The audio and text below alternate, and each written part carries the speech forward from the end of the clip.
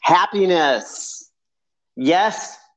Guys, today, just a little quick tip for the day. When you jump on this Blab, you have all these 4 panels. You can jump on and have a conversation with us and interact with us at any time.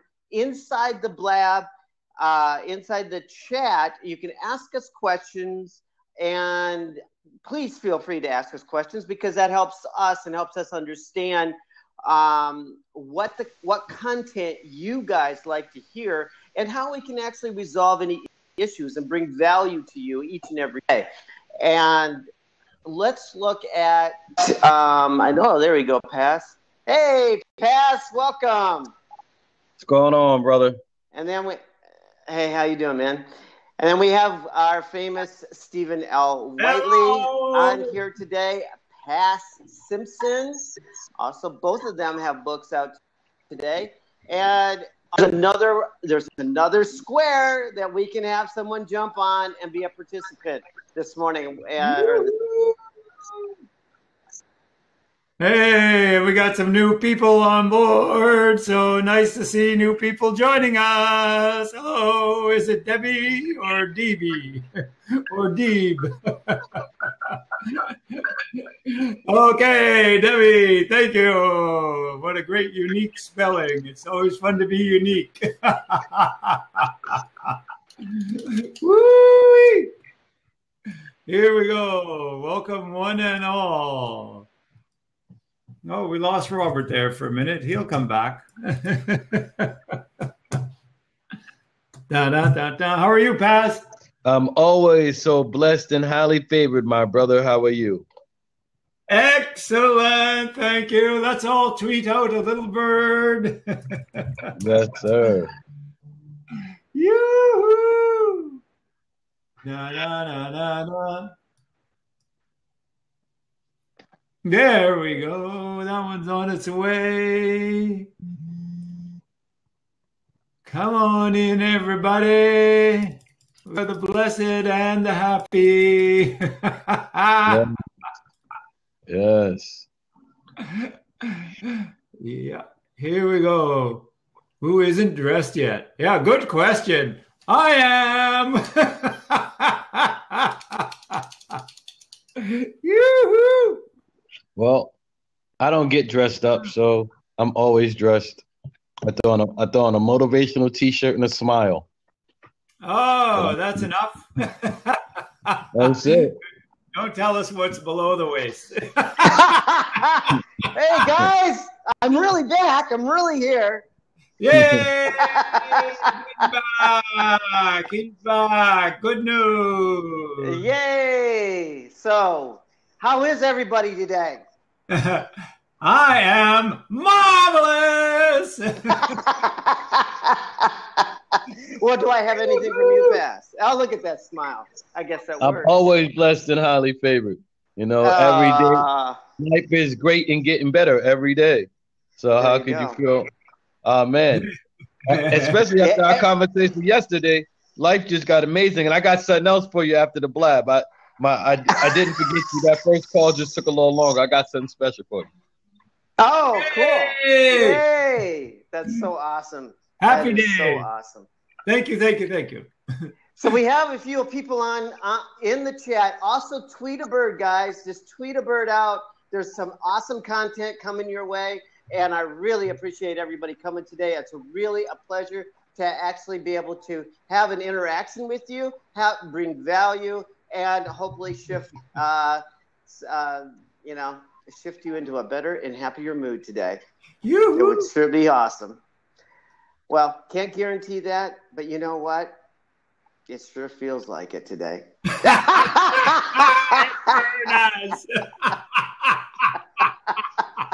Hey, we got some new players in here. I see Nita Wanta and Timothy West. Welcome. And our old friend Jeremy is back. So, hey, it's looking really good here. Hey, Pass. Yep. Woohoo! A daily dose of happiness. So we're going to figure out today how you can tell just how happy anybody is. And that, I like that. is a very interesting piece of cheese. So you're going to just like lead us along, kind of give us, but we have Debbie. Hello, Debbie. And she went and put on, brushed her hair and got ready for this because how can I miss a party? You need to be on this party, Debbie. Yeah. Really? Yeah. Oh my God. Welcome to the- You guys are like, you're working it. You're working the happy thing. Yeah. I love it. Oh, sweetheart, you made it. So where are you, Debbie? Okay, too many questions at once, one at a time. All right. Robert. Okay, where are you? I am in, I'm right below Santa Barbara, California. Ah, yes. Yeah. So I'm like, easy. Yeah. You can't. There's no reason not to be happy. Exactly. I'm right at the beach. I am blessed and happy. Yeah. Oh, God bless you. Where are you from, Robert? Well, say that again. Where are you from? I'm actually. I live in Encinitas, California. I'm visiting Michigan right now. And yep. So absolutely. What's that? We're neighbors. If you take those things out of your ears, you'll be able to hear. Well, you know what? I give feedback. I know they're supposed to help.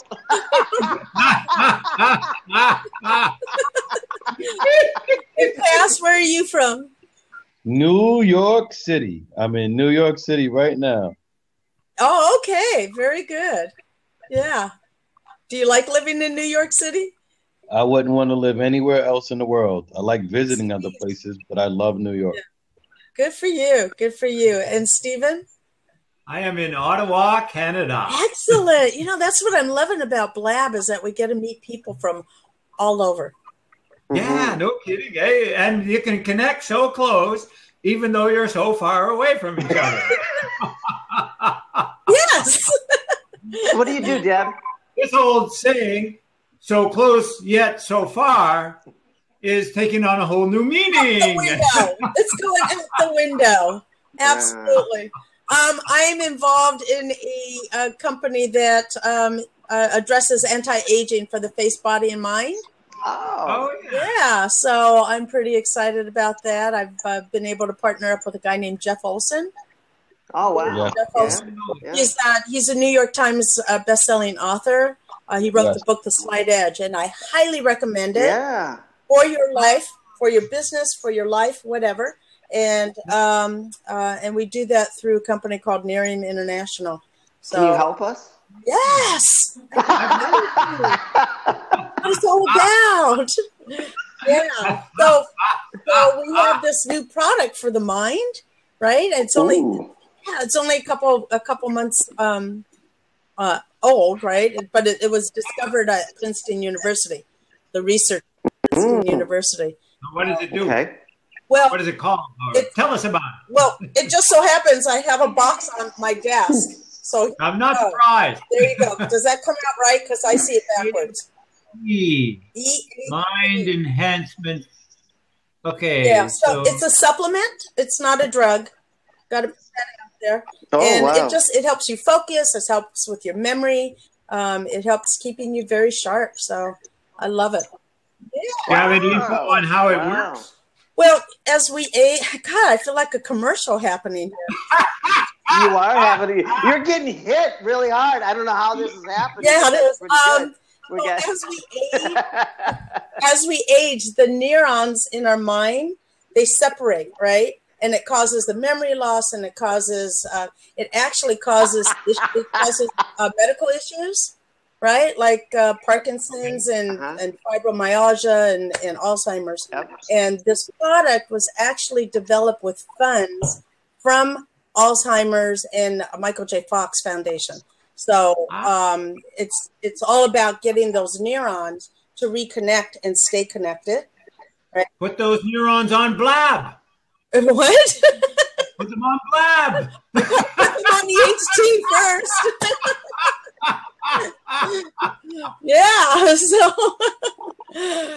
So that's how it works.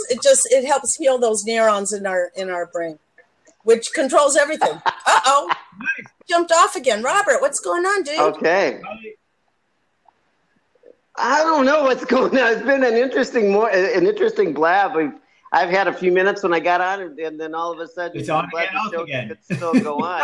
So the neuron, he's off video. I mean, I can hear you, Stephen. Audio only for insert. Yeah, there you go. So absolutely. Very cool. What do you guys do? Thank you for that. Thank you. Well, we have you're on a happiness blab, so you're going to get. So if there's any issues around being any more happier than you can possibly be, we're going to bring us up a notch or two to bring that value. Yeah, it's all about value. I happen to be a certified coach as well. So this. Oh, yeah. So I'll be doing a lot of listening because that's what a coach does, right? I just well, I'll set up pretty soon here too, and I'm going to have to let Stephen take over, and then let Paz take over. These guys are the ones that got the intuition, the insight, the ability to really go deep and understand how you can pull yourself out of any situation and bring in the happy feelings. Right. So you choose to listen. There you go. There you go. Steve, so my name is Stephen Whiteley. I'm a fighter pilot who transformed his own life and ended unhappiness for good. And I now coach other people to end unhappiness for good. And I do that by shifting thinking and the mind from the inside out. And what we're going to talk about today is how you can really tell how happy somebody is. And the key to understanding this is actually understanding the idea that the core of happiness is loving ourselves. And so you can tell how happy somebody is by how well they treat themselves. Mm-hmm. So do they actually exercise? Do they eat healthy? Do they sleep well? Do they have positive relationships? Do they achieve? Do they care about nutrition and order and doing things well? These are all signs of happy people. Now, there's one key distinction, though, that it's really important for us to make. Because you can be OCD and do those things too.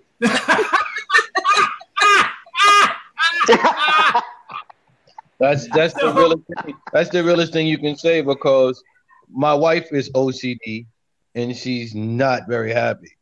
So you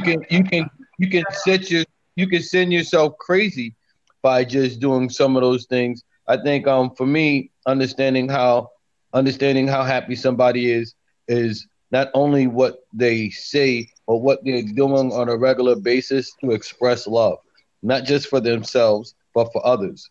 As we say, God is love. So if they're not expressing love, you can tell how happy they are.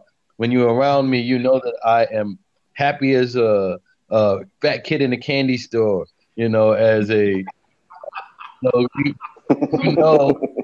you know that I'm enjoying every moment of my life because I teach personal responsibility, but all I express is love. Yes. So this is the point that I was going to make, is that when people are doing these things, are they doing it out of love or a sense of obligation? If they satisfy those obligations, doesn't that make them happy? No. Right? Because they complete. It depends on the attitude behind it, because it sure should. But if you feel that it's drudgery, if you feel you're being put upon, and you're only doing it out of fear of being criticized if you don't, then there's no satisfaction in it. So the whole thing lies in our perspective on it. Right. So when I have something that I have to do, It makes me feel satisfied and happy because those are similar. When I get it completed, even if it's something that's not on the top of my list, you know what I mean? Yeah, I understand exactly what you mean. And you go first, big bro. I was gonna say, it comes down to desire. If I didn't want to do it, no matter how many times I had to do it, whether I'm obligated to do it or not, once it's done, it's done. That doesn't make me happy. It just gets it out the way. Now, if it was something that I wanted to do, something that I desired to do, something that, I was able to charge an emotion behind, then once that process is done, once that obstacle is overcome, once that thing is taken care of, then yes, I feel good. Like, that's why it's important that when you're a parent, to create the kind of children you actually want to be around. Because when you're just doing things for them because you're obligated as a mother or father, it doesn't always feel good. Like my wife does things for the kids that she doesn't really enjoy because she didn't spend the time to really build a relationship with the kids like I have. So I actually enjoy everything I do, or I just don't do it. They're now, the youngest is 7, the oldest is 20. So they've been taught how to do for themselves. I don't want to do it. Do it. And that's life. Many of us feel like we have obligations, but the only thing we're obligated to do is live and die. So everything else is a choice. So I choose to do what I want to do at all times, and I feel good when it's done because I chose to do it. Now, there was times before I became a happiness engineer, I would go through all types of obligations. And once I was done doing things for my mom, I just complained about it for hours. Like, I can't believe she made me do this, and I can't believe she made me do that. I lost 5 hours of my life up, and you start complaining, but that didn't make you feel good. It just made you.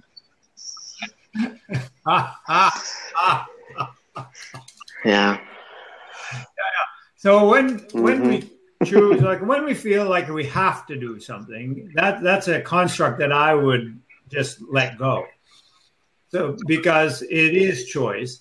And when I decide that I want to do it, then I feel really good about getting it done. When I feel that I have to do it, then you can still get that feeling, but I don't think it's as high as when you are doing it because you really want it done. Does that make sense to you, Deb? No, I'm sitting here trying to, get it behind the brain. Let me give you some concrete examples. That's good. Yeah, I was going to give her one too. You first, bro. Let's say that you really love working and living in a clean environment.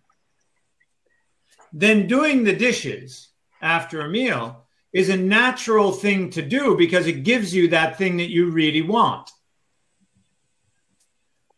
But if you see the dishes as a menial chore that you would just rather not do, then you'll still get it done. And you might feel a little better that the dishes are where you want them the next time you come around, but you won't feel that sense of joy that you've recreated the environment that you love. Okay, so then the environment then is not exactly the focus if I don't care about doing the dishes. Yeah, exactly. Yes, exactly. So it depends on what it is that I want to do. If I want to avoid work and I have to do the dishes, right, then I don't feel good. Right. So we all have choices. Yeah, but if I want to live in a clean, happy environment, then I happily do the dishes. So you're doing the same thing, but you get a different feeling out of it. Right. Okay. But it sounds like you're taking a person and you're comparing a person to both apples and to oranges, right? Because you're asking this one person to be happy with clean dishes or happy with dirty dishes. So no. This is my point. If you're trying to avoid the work because of whatever, then you won't be happy by avoiding the work, because you have to live with this undone thing in your mind and in your environment. Right. And over time, it just gets worse and worse and worse until you're motivated by necessity. You go, oh my God, there's no dishes left. I've got to do something about this. And then you start on that, and then you start on that mountain of dishes, and you plow your way through it going, oh, damn dishes. I hate this. Dishes are the bane of my existence. Then there's no happiness in it at all. Right. So it's the same thing, flipping into a business thing, picking up the phone and doing a follow-up call, right? Yeah, exactly. That's a huge obligation. A lot of people don't like doing follow-up calls, but once they're done, once they actually pick up that lead weight and make that call, and no matter what the outcome is, they put the phone down. There's elation as a result of that, because they've actually done that step. So even in a negative phone call, there is happiness if you look the right way at it. Yes, that's exactly right. Yeah, that's true. Yeah. So there's it's all in perspective. You can demotivate yourself by thinking about the steps that must be done and how difficult they're going to be, or what the potential risk in them is. And we're going to talk about that in another day. Or you can motivate yourself by thinking about what it is you really want. Mm-hmm. And then you feel really good about doing whatever it takes to get there. Exactly. So that's what we're talking about. Okay. So the people when people are avoiding things, then they are getting steadily more unhappy. When they are engaging things and getting things done because they want them done, then they are getting steadily more and more happy, because you cannot love yourself by avoiding what's important. You love yourself by achieving. You love yourself by treating yourself well, by being healthy, by being fit, by being an achiever. So this is the whole idea of loving ourselves. We love ourselves not only for who we are, but also for what we do and what we give and what we receive. Okay, absolutely. And it has to start with us. Yes, always start with us, right? All happiness starts in the inside. Yeah, you cannot wallow in compliments alone, although it's pretty good. Sure, they're nice. They are nice. What were you saying? But they're not enough. Exactly. You got to love yourself, and then everything flows from that. Right. Craig S. Reed said is fill your cup up with love and let it flow over. So if you love yourself enough that you don't need the love of others, it's just a bonus. Like I enjoy compliments, but I don't need them, because I compliment myself all the time. I tell myself how sexy I am, how smart I am, and then I even sing that song, my shirt off. I'm too sexy for my shirt. You get to and dictate your narrative about life, but you have to make the conscious decision in order to make that dictation, or the rest of the world will dictate how your life feels for you. If there was a time in my life where I was sleeping on my brother's couch, and talking about, oh, you're not winning like you say you are because you're sleeping on the couch. I'm like, yeah, but I got a house in Pennsylvania. I got a house over here. I own 3 businesses, and I'm just hanging out with the Queen of Serbia. So because I'm sleeping on the couch doesn't make me a loser. It makes you a loser for thinking I'm losing.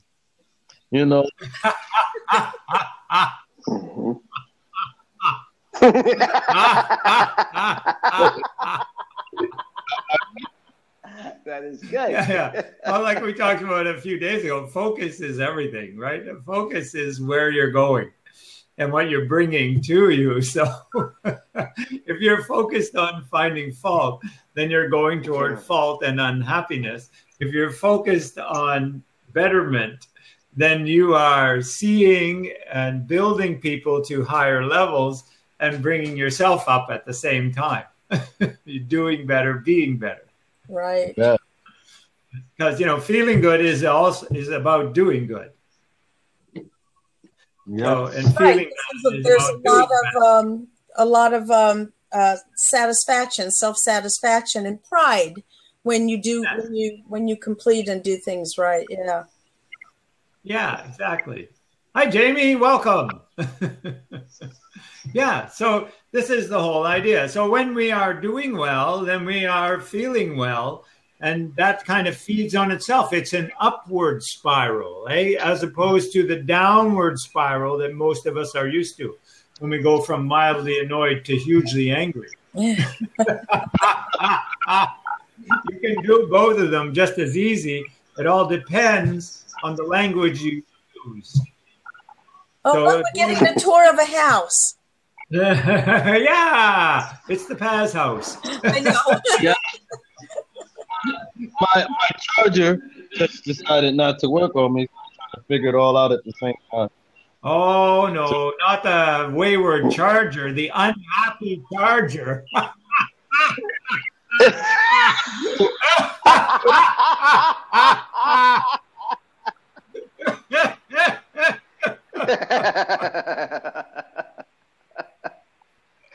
Yes.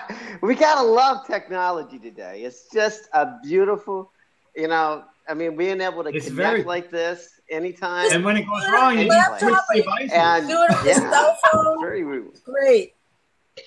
Yes. Yes. Cool. Yes. So if anybody wants to know more about how to be happy, then I wrote this award-winning book called Happiness Works, Get Yours Here.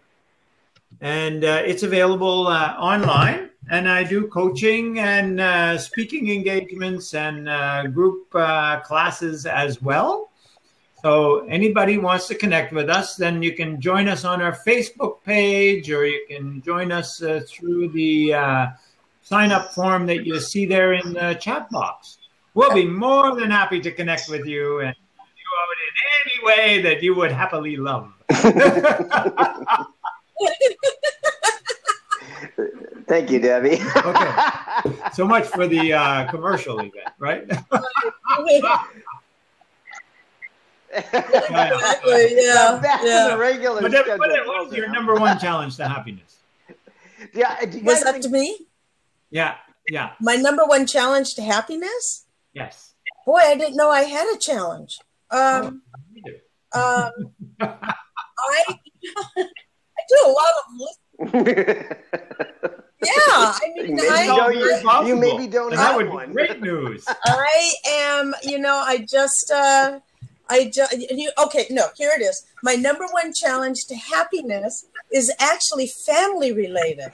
And it's not my immediate, well, I guess it is my immediate family. So it's just dealing with they say that the ones that are the closest are the ones that hurt the most. Yes, So going through a couple things with a couple different family members. But you know what? My whole philosophy is they lose. Because I'm golden. I'm one of the good guys.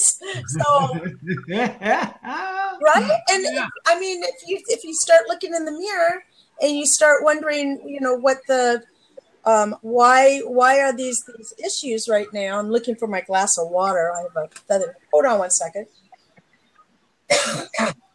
Start looking in the mirror and start tearing yourself apart. You're not going to be that happy person. And, so we have family members that are not by choice, and we have friends who are family that are by choice. It's family by choice. Yes. And when you have a huge database of family by choice, then the blood family, they're the ones who are losing out, right? So you got to stay just in the realm, I do anyways, in the realm of the ones who are choosing to be your family, if they see value in you, then the other people are screwed in the head, right? Well, I wouldn't suggest that. I would give you a couple of things to think about. Okay. First of all, nobody can ever be like us. Right. So there is only diversity. Okay. And second point is, the only thing we have control of is ourself. Right. So I like the way you were talking about that, where you say, you know, I'm looking in the mirror and I'm thinking, okay, well, my job is to look after me, in essence. Bingo. So I think that's really super. Mm-hmm. A trick, though, to actually get along with those people while you're dealing with them is to really put yourself in a state of unconditional love and to understand that when people are pointing the finger, and that's normally what gets the fights going, right? Okay. Then what's happening is they're only talking about what they know. Uh-huh. So in essence, they're talking about themselves. Exactly. Exactly. So if you see that and you go, okay, well, you know, they are a soul just like I'm a soul. And so I'll just love them for who they are, not for what they're doing or not doing. I'll just love them for who they are. I'll give you their phone numbers. You deal with them. I have some of these as well. I know how it works. I would be happy to talk to you. In one situation. All right. Your mic isn't working, Pass. What was that? For some reason. Yeah, he has to just move himself just a little bit so he can speak, and then we can hear him. All right, we're gonna try this again. You know me and this breaking house. Up. It's so fun. In the same space the whole time. How about now? Yeah. My philosophy, just now. Debbie, since you were talking about taking on, you know, family members, both outside of the family, become family members, and people who are the family you're born into. Because I have a lot of brothers from another mother, and you know, sisters from another mother, you know. And the way I deal with life is I let people come and go with love. As you expand your horizons, as you start to grow, as you start to do things, you're gonna find that certain people no longer are on that same journey of success for you. You know, success is a journey. You know, you can't get mad at other people when they want to get off on their stop. You know, being that I'm in New York, we ride a lot of public transportation. So if your stop is Times Square and I'm still going to the Village, you know, because that's where success is for me, you know, get off on Times Square, enjoy your time. I enjoyed the time we talked, you know, but I still have a journey to go on. So I let people come with love and leave with love. And if you let them do both, the next time they return to you, they're going to return to you as so much more, as so much greater. Like me and my brother loved dearly. For 6 months, we didn't talk because he did something that was wrong. And instead of engaging in that wrong behavior, which would take me from being the happiness engineer into, you know, the bully, you know, even though he's taller and bigger than me, you know, I've been beaten up my whole life because I'm the oldest, you know. So, I mean, it would have been easy for me to just engage in that violence because that's what he would have been used to, because he's been getting beat up by me since he was born almost. But what I decided to do was let him go and let him leave and let him love life, you know, as I love life for myself. And as things came back, he got to see full circle what love really is and came back with an apology, which was surprising for everyone that knows us because my brother doesn't apologize for any reason, even when he's wrong. We have the same brother. Yeah. So, this is beautiful. We have the same brother. And but it's much longer than 6 months. And I let him go. He spoke his piece, and I let him go because I know the person, and he's doing his own thing. So you know, whatever. I mean, as long as he's happy, and that's it. So it's almost like a closed chapter until he comes back to me. The other one deals with a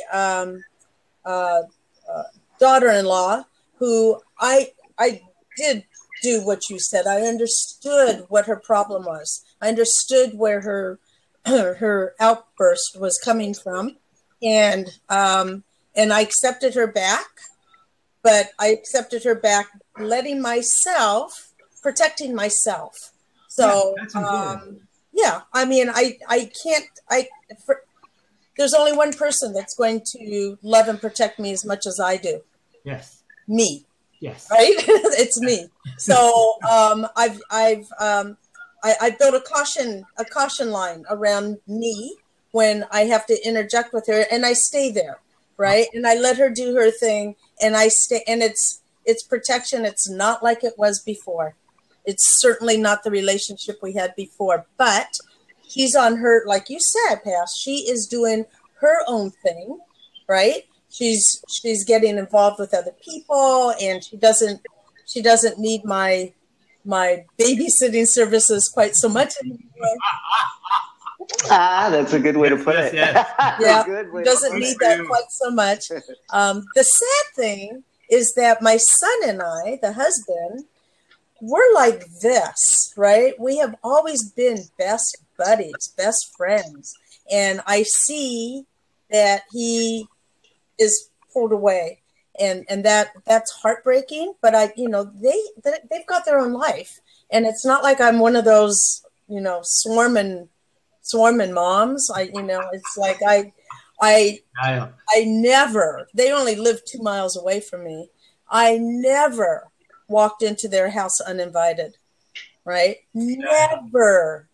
Good. And she accused me of doing such, but I never have done that. And it's only because of respect. My mom did that to me. She would knock on my door when I was like in the middle of washing the floor or something.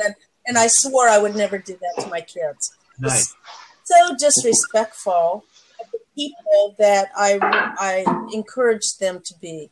And on the other side of it, if somebody knocks on my door right now, this extended family, I love it. Right? I love that they feel so comfortable that they didn't need an invite. I love that they just pop in and and just open the door and walk through. I just wallow in that. So, but I don't play that on their side out of respect. So with my brother, I'm Jewish. There's a saying, "Bavakasha, go do your thing," right? With my daughter-in-law, it hurts a little bit because I changed my whole life to be around them. I was living up in San Francisco, and I moved back down because my son kept imploring me to do such, and I finally did it. So it's like, I'm going to give you some insight as a son who's a mama's boy and as a father myself. When I first got married, and I have 4 kids. My oldest is 20, my youngest is 7, and I'm a big mama's boy. And as you start to come into your own as a man, it's not that you need mom less or want to become less of mom's best friend, but you also need the time to develop your personal leadership skills in order for your home to survive, for your home to thrive. For me to become the father figure that I needed to be, for me to become the husband that I needed to be, I had to put some distance between me and my mother for a little while, just so I can stand on my feet. Now, me and my mom, we were always like you and your son. We're always Batman and Robin. We're always Superman and Aquaman. We were two superheroes because we moved the same. My mom is, I tell people, the most successful person I know, and she's never had any money. She's the most successful person I know because she's lived her dream for 40 years. And that is more important than any amount of money you can ever have, to just truly be, and my mom didn't understand it for a while. Like, you don't call me every other day. You don't do this. You don't do that. I had to remind her. I have 4 children. I'm like, what it was like to have 4 children? I had 4 children. You don't have and then I run 3 businesses, 2 podcasts, and manage another business. So I'm like, who has time to call mom every day? I have time to call. So is that what you consider a mama's boy? Is when you contact your mom every day? I was a mom. I'm a real mama's boy. I still call my mom mommy. I still lay my head in her lap. I still want my mom to rub my head. When I'm sick, I don't. When I'm sick, I don't want. If I've called my mom and told her she has to come take care of me, and only to the behest of my wife, calling her back, going, "He has a wife. Stay your butt home." You're not being nice to your mama, baby.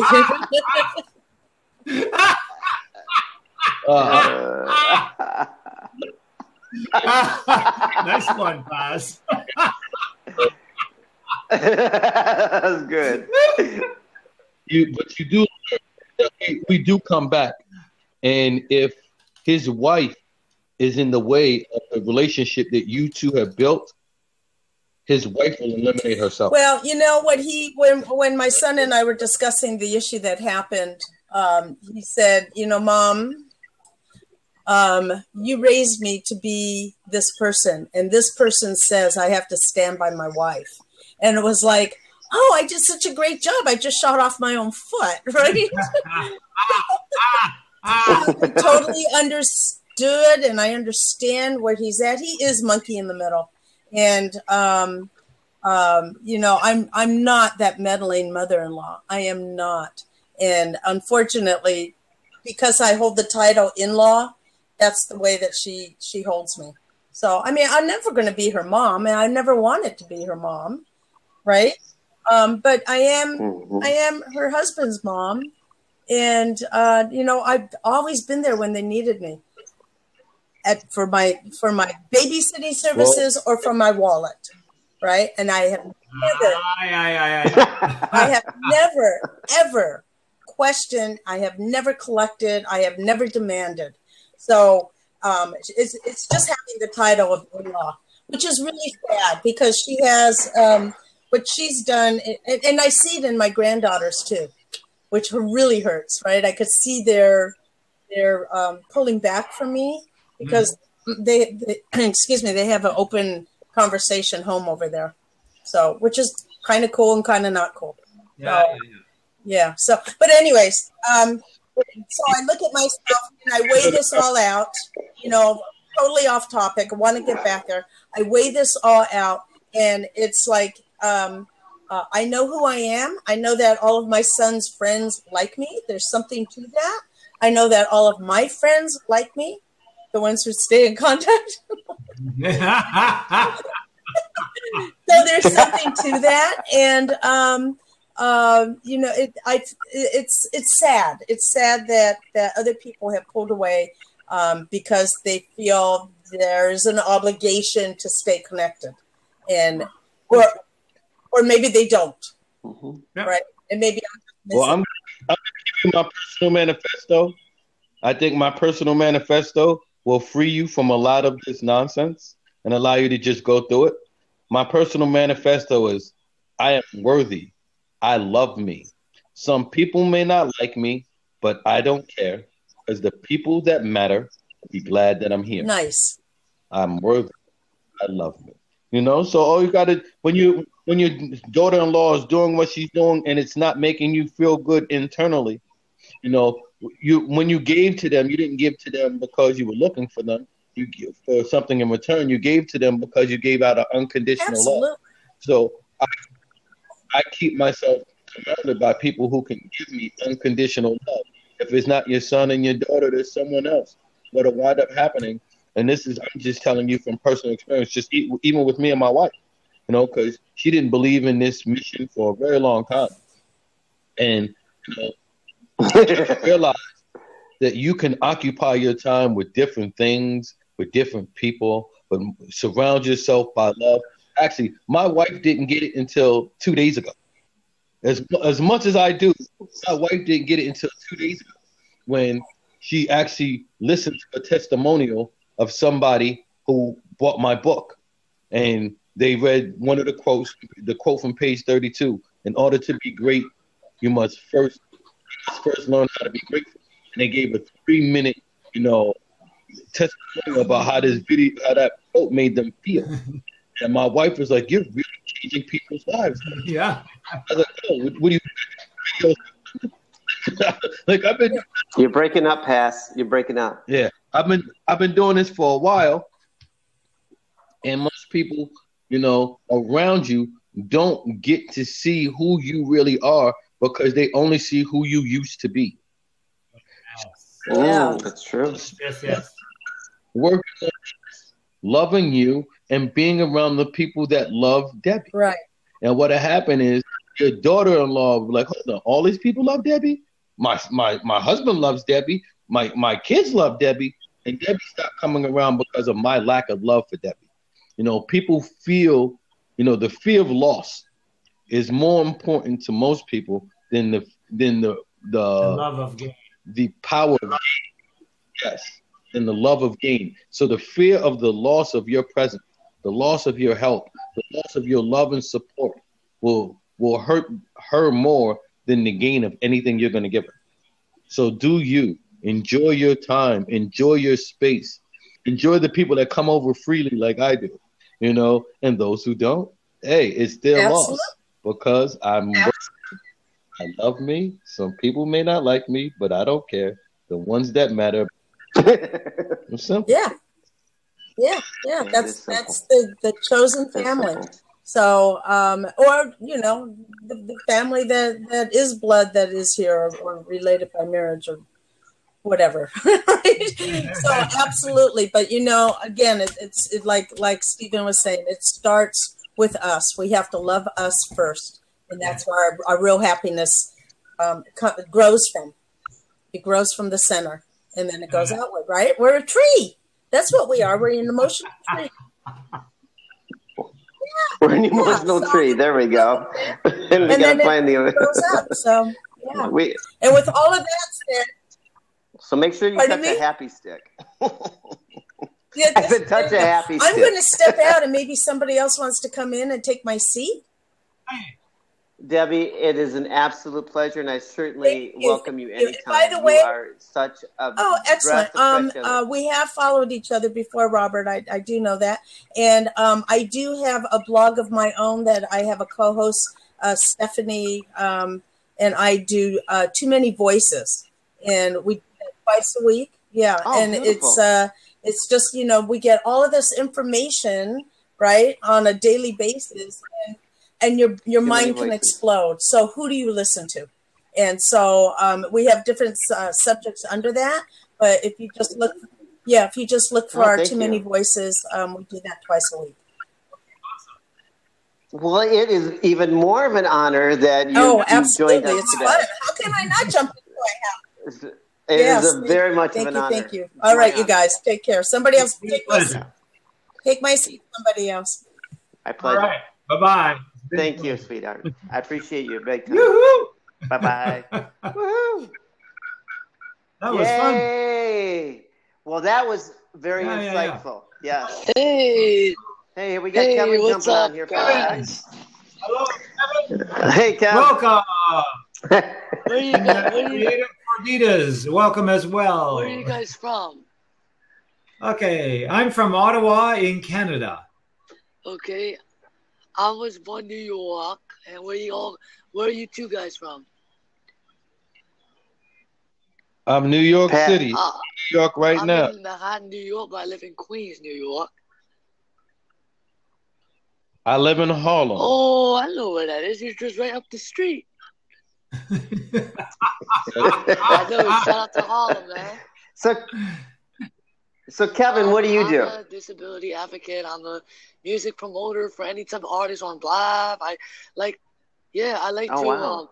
Well, it's technically not a business, but I do spread awareness with people with different types of disabilities, muscle conditions, disorders, diseases, whatever they want. I'll be there. Oh, so what one do you have? Impairment, legally blind. Well, you have a great vocabulary, by the way. Thank you so much. I'm not a writer. I'm so poor at writing, but I can speak more than I actually write. So I'm like the opposite of everybody else because like I'm trying to find all these rooms and I just come upon this room, and you guys are talking about business, but I want you guys to be more abroad and talk about different things, but you guys can still talk about your business, but sure. What do you want to talk about? Anything. Music, production, disabilities, anything. But what's on your mind and what's on your heart today? About what? Like anything, like yeah, what's on your music, heart right now? Tech, food, traveling to different. But for you personally, how could we lift you up? Like what do you mean? Well, anything that's going on with. Go ahead, Pass. How can we help you find your inner smile? When you're talking about disabilities, there's all kinds of disabilities. My brother has autism. Yeah, all My types. father's Whatever legally blind. Whatever. I'm talking about all types. Be general. Like, you guys can explain. Well, I know you have autism. I'm visually impaired. Who else? Who else is your... Now, we want a live experience, like with you. We want to know... What a visually impaired person is means I can't see certain things. Like, if I'm trying to read something, I have to be this close because you can only see my forehead. Right. And that must present a lot of challenges. Yeah, it's a lot of challenges, but I'm trying to get over it and do what I have to do.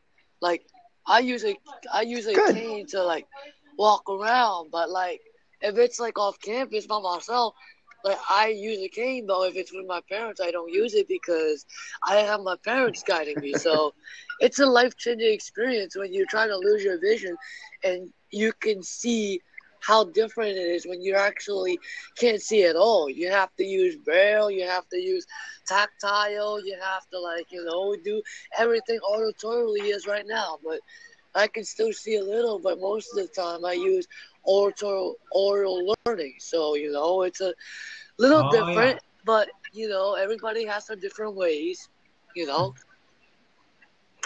that's a unique way. A lot of people don't know that that's actually a way that they could actually communicate that way and understand a whole person from a different perspective. Yeah. We're all we have our. Go ahead, Pass. Don't let your disability slow you down. No. My father's legally. We could do everything. My father's legally 7 master's degrees and 2 doctorates. Oh wow! So he's had to learn everything the same way you had to learn it, by listening. Wow. He listens to audio books and all kinds of other things. My father's now he's 75 years old. Damn. And he's in school now to get another doctorate's degree. Oh wow. So you never Awesome. That's awesome. I'm gonna give you guys a follow. Awesome, Kevin. Thank you for stopping by. Thank you very much. And for sharing your experience. Follow me guys on Blab and Twitter. Thank you. I'm gonna follow you guys. Thank you. Yeah, you're welcome. Excellent. Very cool. Thank you. Thank you, Kevin. Yes, you're welcome. It was a pleasure having you on. Oh my God, we're so lucky. Yes.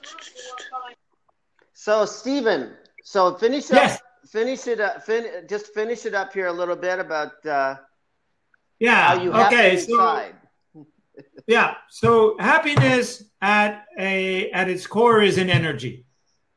So look for the energy in people when they're doing things, when they are performing in any way, and you will get an accurate measure of their happiness.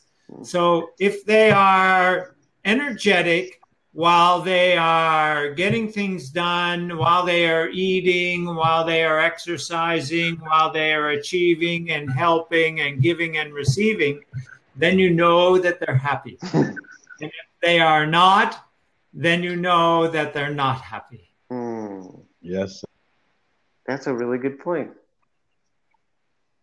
Energy never lies. Energy never lies. I've always had that saying for the last 10 years. Energy doesn't lie. But we forget, though. Yeah. So that it's one thing to know it, it's another thing to apply it. And actually feel it. Yeah. Energy never lies. So here we are at the top of the hour. I hope this has been useful for everybody. Any other comments? That's a great question. Should you stay away from people with negative energy? Thank you for that, Creative Ferditas. The answer is not necessarily, because energy is a moving thing, and energy can shift upward and it can shift downward. So the question I always ask before I decide to stay or go is, are you open to anything that might help you improve your feelings?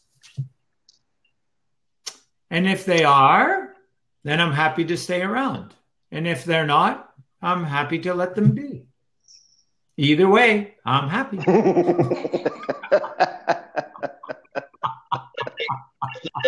Just take it another step further, big bro, is if their negative energy is affecting you negatively. My wife can be the ministress of misery, but it doesn't affect me at all because half the time she has no idea she's on planet blah blah. Planet blah is a planet I send people to whenever they're not teaching me something and they're just talking. And then they start to speak in the voice of my favorite comedians. So they sound everywhere from George Carlin to Richard Pryor. They have no idea that they're telling me jokes. So you don't. That's good.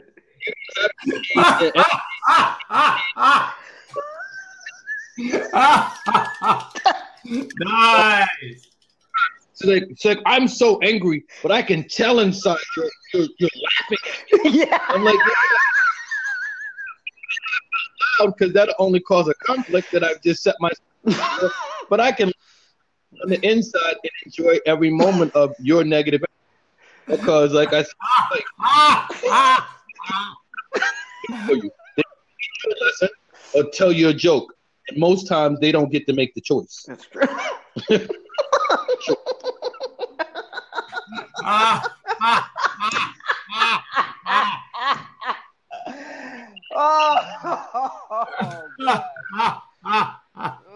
That's good. That's got me clicking. That is so true.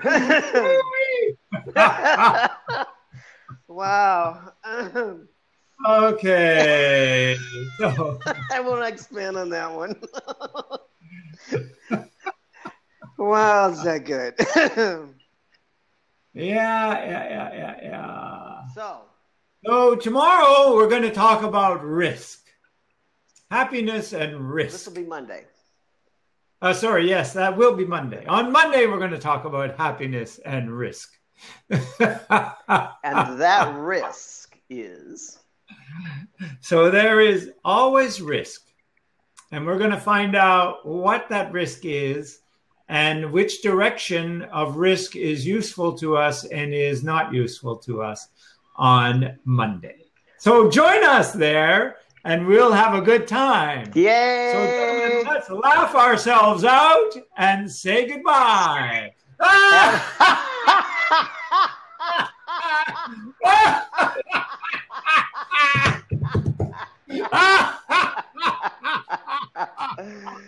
Thank you, guys. Love you all. Take care. Stay well. Have fun. I'm Stephen Whiteley. Robert Allen McCrae.